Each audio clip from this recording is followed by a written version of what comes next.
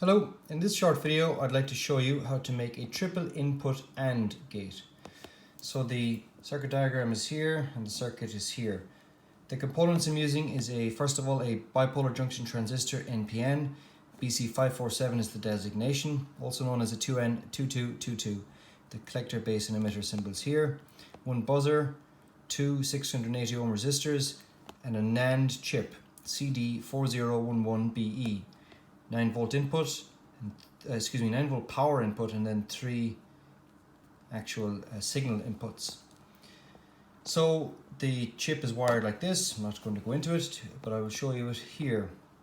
Note by the way that I'm using the BC547 transistor in order to ensure a sufficient current to fire my buzzer. I could connect, so this is the output of the chip, I could connect that directly to the buzzer, but what will happen is the buzzer will have insufficient firing current and won't be very loud. Also note by the way that when the inputs 1, 2 and 3 are low, they must be grounded. When they're in the air, you're going to get false positives. So in this case here are two of my inputs and you'll see that they're grounded here. My breadboard has a high line here and a low line here, where this is that's the high on my battery. This is the low on my battery here. So on the breadboard, the columns are all wired in series. So I won't go into the wiring of it because it is as per my circuit diagram. So I will start showing you how it works. So as I said a moment ago, you have to have the inputs grounded if you're not using them. An alternate way of doing that, or a good way of doing that, excuse me, is if you have a 3-pin toggle switch.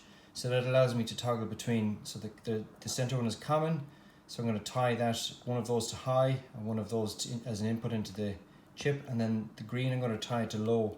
So that basically means that when the toggle switches to the right, then it's going to be an input high into the chip, and when it's left as you look, it will be an input low to the chip. So at the moment, as I said, these two here are low. So what I'm going to do is input high,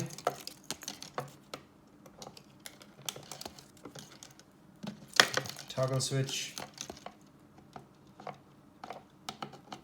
and finally tie to ground.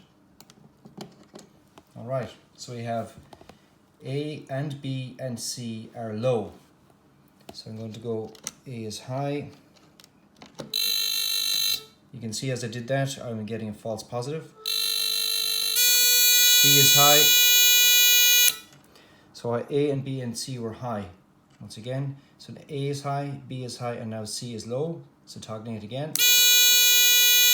So all three are now, that's what happens when all three are high. You get an output signal. But as I said a moment ago, if you are not grounding your inputs when they're not being used, you're going to get false positives. So I'll do that one more time. So green is to ground on my toggle switch. So we have C low, we have A low, we have B low. So A is high, B is low, C is low. We have A is high, B is high, and C is low. And finally toggling it, so we have A and B and C high, we get an output high. Thanks for watching.